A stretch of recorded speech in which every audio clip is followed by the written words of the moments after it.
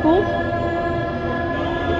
শেষ পর্যন্ত আজানের সময় আমি এই গাছটা কাটার জন্য চলে আসছি।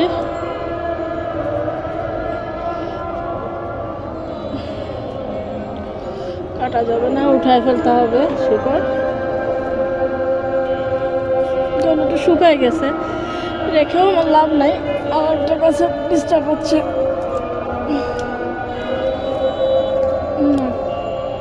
ভেঙে দেখ, পুরা এখনো শক্ত আছে।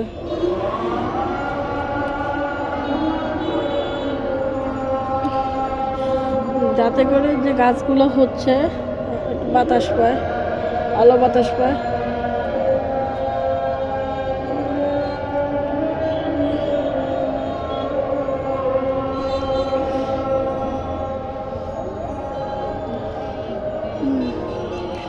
এটা খুব টমেটো, এটাও মনে হয় টমেটো, আর এটা ঠিক বুঝতে পারতেছি না কোত্থেকে কি হলো।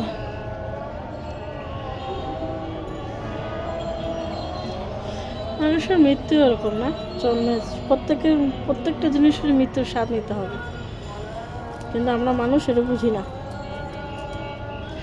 আল্লাহ হাফেজ, আবার কথা হবে।